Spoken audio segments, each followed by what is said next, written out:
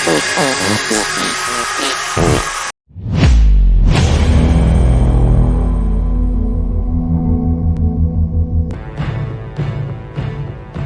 before in the history of motion pictures has there been a screen presence so commanding, so powerful, so deadly.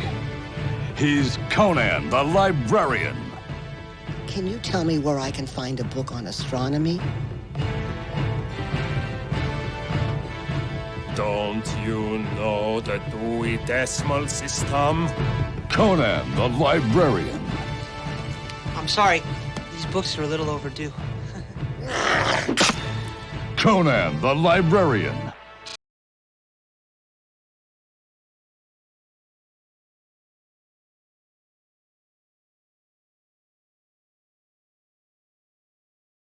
For those of you who are upset by my use of Zelensky's picture, please be aware I couldn't give a fuck. And I couldn't give a fuck about the Ukraine either. I couldn't give a shit. Right, that's out of the way. All the best. Star Trek V, The Final Frontier. A wonderful title for a pretty shitty film. Ha ha! Yeah, and all that shit. Right, so Star Trek V, The Final Frontier. When I heard the name of the title when it first came out, I do remember thinking to myself, oh, is that it? You know. And I do wonder if the film, in a way, I wonder if the film, if it had been better, I wonder if they would have ended it with this one. So it's kind of glad that they did. I'm kind of glad that they did. So, I think Shatner did a very good job with what he had. I think his problem was he picked a subject which was a bit too big, really. And he was hobbled quite badly by the fact that when he made the film, Industrial Light and Magic were doing effects for other things, and there was a writer's strike on. So the effects were done by a guy who, by his own description, were done, using the effects of the nebula were done by a guy in his shed using coloured dyes and water. And apparently they had the most wonderful potatoes for tea.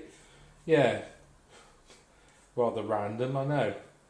Anyway, Roddenberry turned up again. I've got an idea for fuck off with your fucking JFK idea. Gene, fucking go away and die. And then he did. And then everybody was really upset for 10 seconds. He was a fat cunt. Yeah.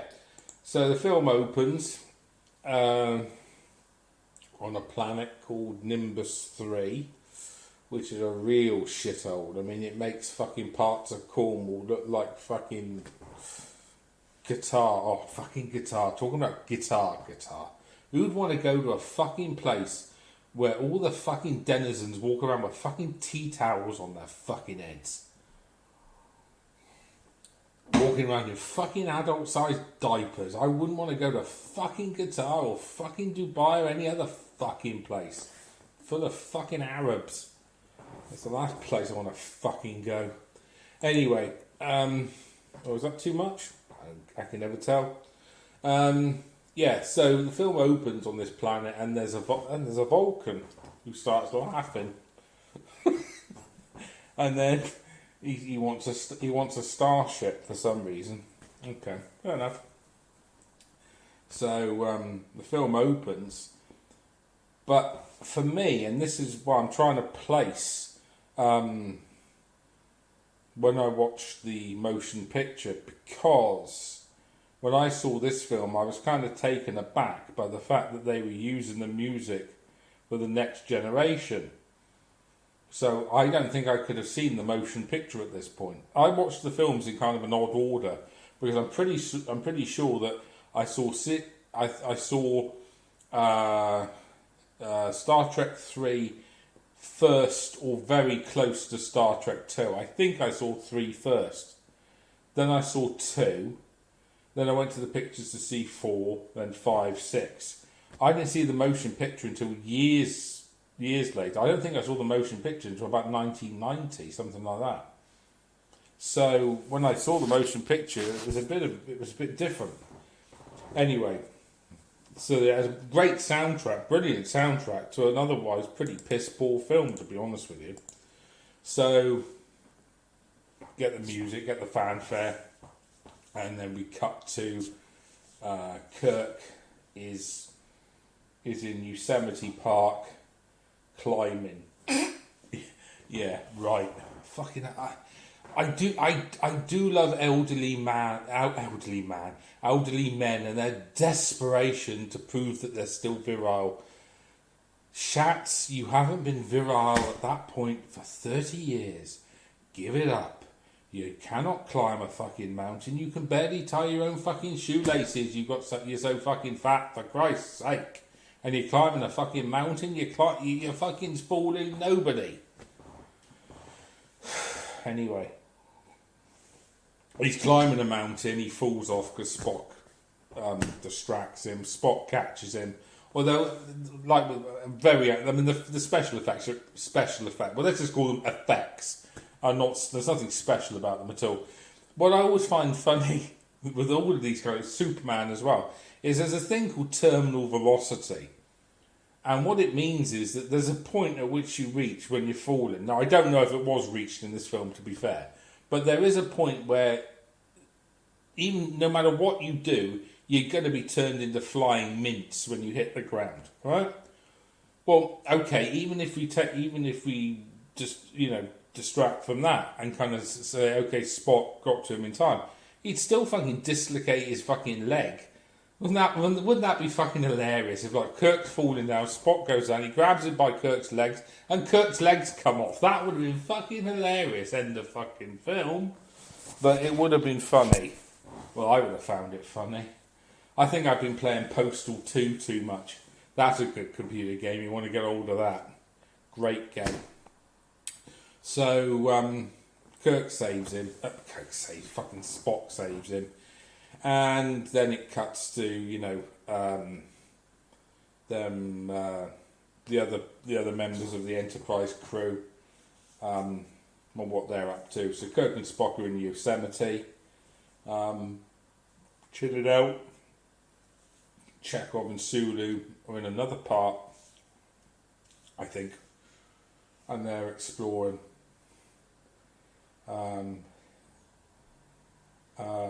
They're near, I can't think what it's called now, the Monument of the Presidents.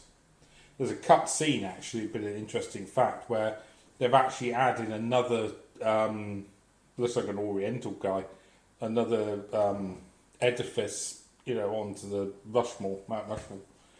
And then there's a bit where, and it's kind of funny, but it kind of makes them look like boobs because they can't find where they are. And they must have a GPS at this point. And her and Scotty's on the ship because the fucking Enterprise apparently is a fucking disaster. The ship is a fucking disaster. So Scotty's on board. And this really awkward interjected romance, which is never picked up again, thank God, and would save me my dinner, between Scotty and Uhura. It was really kind of, vomit inducing. So they're on Yosemite, and later on they're sitting around the campfire. Spock is still trying to get used to the fact that he's he's kind of back in the fold, but he's not quite he's not quite back to where he was before.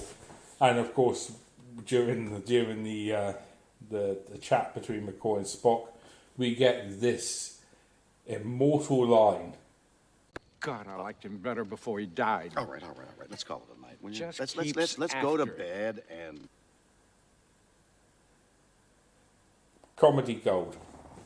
So, the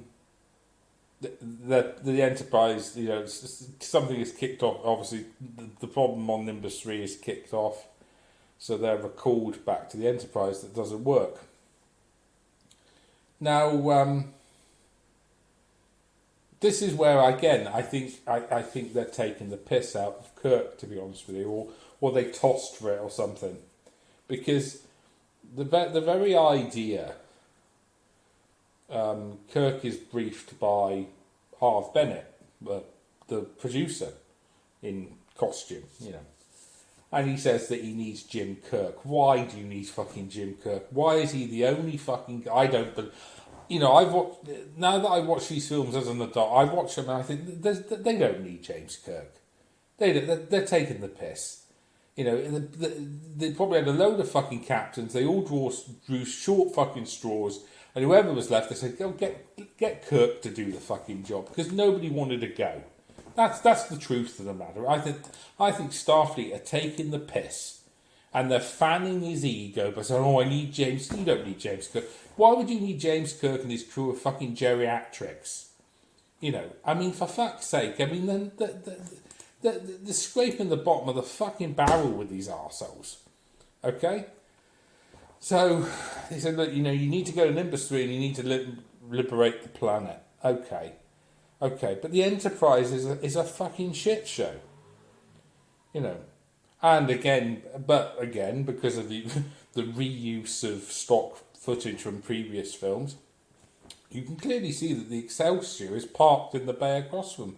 Why the fucking hell don't they just take the Excelsior? Yeah, I mean, I know it goes against the grain and all this stuff, oh, you've got to go on the Enterprise, blah, blah, blah, blah, blah. But take the fucking Excelsior, for Christ's sake. It's a fucking superior fucking starship at this point. So, anyway, no, we're going to take the Enterprise, so take the fucking Enterprise. They go to Nimbus 3. Because apparently, and this never really sat well with me, apparently, back in time, the Federation, the Klingons and the Romulans agreed to fund this planet. Why the hell would they do that anyway? They've got no interest in doing that anyway. So, it's a bit stupid. So, the Enterprise makes its way to Nimbus 3.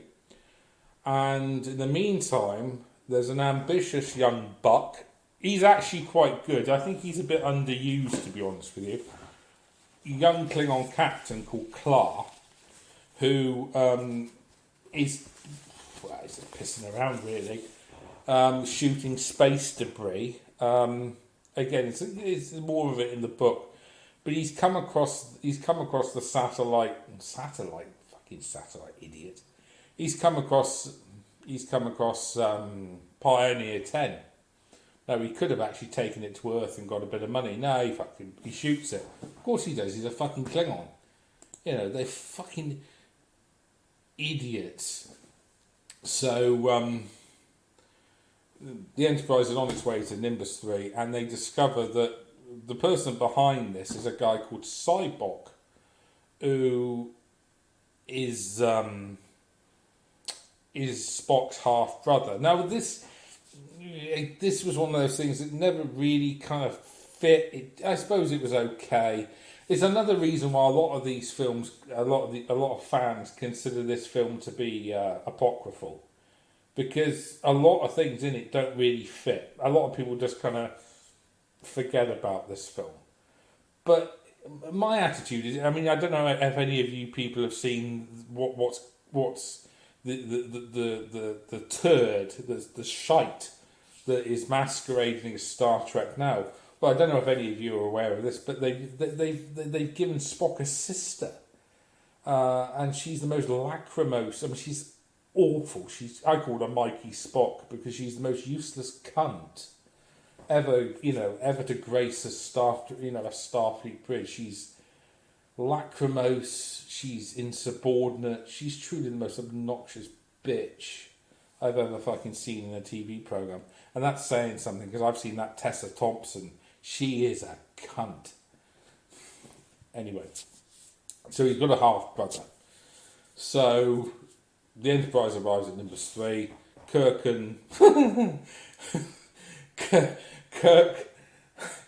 Spock and fucking McCoy go down to the planet dressed as Marines. I mean, come on, it stretches the bounds of credibility beyond breaking. For Christ's sake, they're fucking geriatrics, for Christ's sake.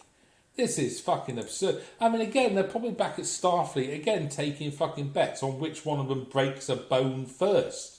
You know, I mean, they probably... I reckon fucking McCoy will jump off the fucking shuttle and break his fucking leg.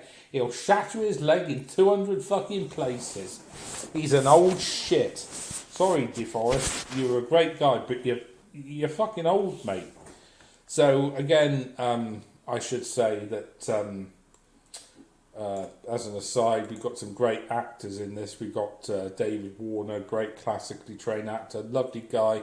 I met him before he died. But unfortunately, most of his scenes ended up on the cutting room floor. But another interesting Pete fact: originally they wanted Sean Connery for the role of Cyborg, but they couldn't get Sean Connery. Although apparently he did express a little bit of interest. I mean, maybe it's the same kind of interest I express, you know, when I fart and I don't follow through. I mean, maybe it's that, but apparently, you know, so they couldn't get Sean Connery, so what other luminary are they going to get? Oh, we'll get Lawrence Luckinbill. Who? Lawrence Luckinbill. Have you ever heard of Lawrence Luckinbill? Never fucking heard of the guy. Okay. But he does, in all fairness, he doesn't do a bad, again, it's not a bad fucking performance. So the Enterprise is... The Enterprise crew of, you know, the old people, the floating old people's home, they've been down to the planet, and they go into this compound.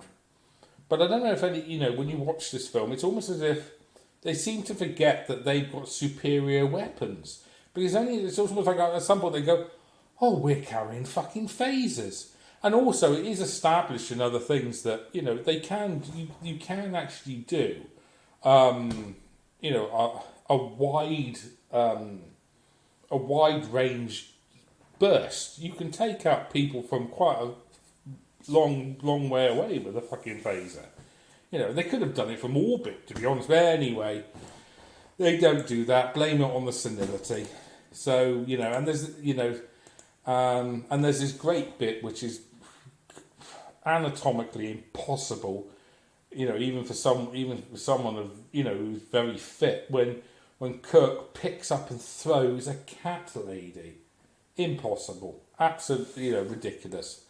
But of course, at this point in the film, we get the most wonderful, gut-wrenching and anal fucking opening scene I've ever seen. We get to see Nichelle Nichols dance in the fucking nude. Wretch. Who wants to fucking see that? Jesus Christ. I wouldn't want to fucking see that when she was in the original series. Never mind her fucking singing. Jesus Christ, it sounds like a fucking seagull being given a fucking enema. Jesus Christ. Whoever came up with the idea of her being fucking nude, nobody wants to fucking see that. And also, what I'd like to know is they're on a fucking... Although it did save my eyes, you know, what I want to know is on a planet, a fucking desert planet, where do they fucking get the bloody peacock feathers from? You know... Although, like I said, it did save my, you know, my stomach's integrity. Ooh, wretch.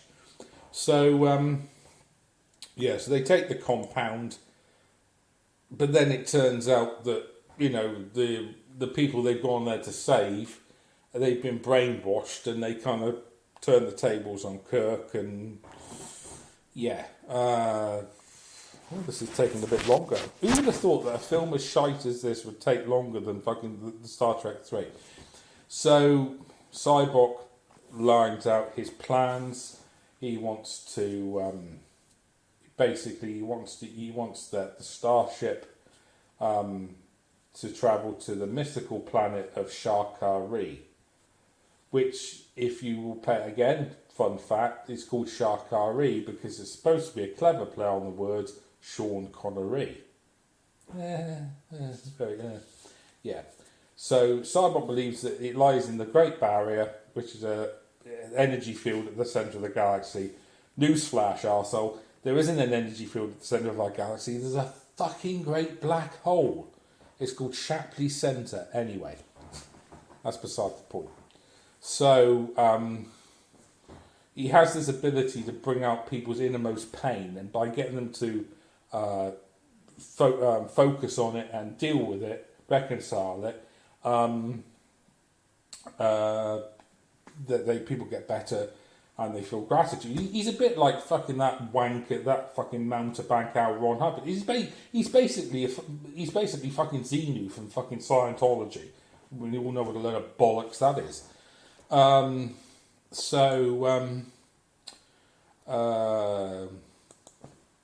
there's a bit of a scene, and even I remember my father commenting on the time that the special effects looked very much like from a TV series. They were really poorly done. So Cyborg takes the ship by revealing the innermost pains of the people and gaining the loyalty of most of the crew. But if you think about it, he must have been fucking sitting at a desk going, next, what's your name? My name is Pimple Pose Posto. What? Dick Wad. Okay, right. What's your pain? Oh, my willy hurts. Okay, next. I mean, it's a bit fucking silly. Okay, so they take the bridge, and in the book, it expands upon. I think it was only Sulu's, but in the book, the novel, Sulu's pain was something to do with a house fire. Yeah. But anyway, it's yeah. So he wants to take the ship to the centre of the gravity. Now, again, this is more bullshit because it would take fucking years. I mean, even with fucking Picard's Enterprise, it would probably take a good decade to get there. But it is said again, mentioned in the book, Sybok, although he's a fucking nutcase, and that's the technical name for him. He was quite an engineering prodigy, so he does something to the Enterprise's engines, and this is where it gets even fucking funnier, because there's some explanation in the books how the Klingons, Klar, who was kind of following the Enterprise, he manages to get I don't know how, I can't remember offhand, but somehow he manages to copy the same fucking thing for his engine. It's bullshit. What's that stuff? Oh yeah, it's bollocks. Yeah, it's the smell of bullshit. Yeah. So they're setting course for the centre of the universe. Centre of the universe, centre of the galaxy. Okay. And Sybok, as a baddie, I mean, he's driven. He wants to find God. Basically, what's happening, this entity is Sybok's a gullible fuck. And this entity is lulling him like a siren to come to this planet. Okay? Who he thinks is God. Now, in the original script, I say again, originally, when Shatner was writing it, McCoy and Spock were going to turn against Kirk as well. And fucking DeForest Kelley and Leonard Nimoy vetoed that. They said there's no fucking way that we would turn against Kirk. But there are some interesting scenes where, you know, Sybok tries the whammy on McCoy by making him face the what he did with his terminally ill father. And also, he does the same thing with Spock, facing the pain of being rejected for being too human. But like Leonard Nimoy said in interviews, it was kind of fucking stupid because this pain had already been reconciled anyway. He came up with a beautiful thing, and he kind of explained it in films, this notion of, well, if you've dealt with something like there, or if you build something up there, you can't then make it bigger later on. Which is, I think, is quite true, because it's bollocks. He's dealt with his pain, so it doesn't work. I mean, I think he even says so in the film. I think he says, you know, I've dealt with this, you know. So Kirk and McCoy, they won't join Sybok, but, you know, and there's nothing Kirk can do. He's a prisoner on his own ship, basically. Yeah. So they get to the end. They get to the. They breach the Great Barrier, which again, like I said, is basically was simulated by dyes in a fish tank. I mean, it's quite an interesting look, but yeah, it's pretty cheap and nasty. And they find this planet at the centre of the thing, centre of the galaxy, and they beam down beam down. No, they don't. They take a shuttle down. They take a shuttle down. Even though they've got, apparently this god lands the shuttle, but he doesn't do a very good job because it's fucking miles away. So eventually they get to this point where they encounter this energy being who gives off different faces of religious, figures in history and stuff like that. And, the god says that he needs a starship. He wants to take his wisdom out into the universe. But like Kirk says, he says, what does God need with a starship? And this entity gets pissed off very quickly, too quickly. I think it's a little bit, it's a little bit of a quick turnaround, really. But basically, it turns out that this entity isn't a god of any kind. Someone had been, it is suggested in the books, later books, that he was actually imprisoned there by the Q. He's basically a Q. If you're familiar with the Next Generation, and they imprisoned him there because he's a brick. He's a massive brick. So Kirk calls down a photon torpedo burst, and it blows God up. Yeah, that's it. So, they decide, they need to escape, obviously. So, and Kirk had this wonderful Dante's Inferno image of flakes of lava and rock men, Problem was, he didn't have any fucking money. So, even though the rock monsters would have been good, he could only fucking afford one, and it looked shite. So ultimately, in the end, he runs up an embankment. The bird of prey, which has been commandeered by the Klingon ambassador, I forgot to mention him, never mind, blows up God with phaser fire, beams him up to the bird of prey, and it turns out that Spock, he basically put Captain Clark in his place, and that was it. Anyway, basically that's it, right? Cybok dies in the thing. They go back to the Enterprise. They have a party, and that's it. Basically, then the film ends with them back at Yosemite again. Yeah, that's it. It really is crap, isn't it? Yeah. It's a crappy. It's a well-made crap film. He did the best he could with what he had, but it was shite. And that's why a lot of people at the time. Basically, at this point, nobody had been exposed to the excrement that is Discovery and Picard. Discovery and Picard shine like brilliant beacons of success compared to this. But at the time, this was one of the first real fucking duds. And a lot of people just disowned it. They just said, we're not watching this shit. And even now, I must admit, it's not one of the ones I kind of go back and re-watch very often. Because it's kind of shit, It's just not one of the best, it's not one of the best Star Trek films. Thank God that the next one, they got Nicholas Meyer back, Anyway, thanks for listening. Fucking hell, 27 minutes on that. And it was shit. Shitty film. All the best.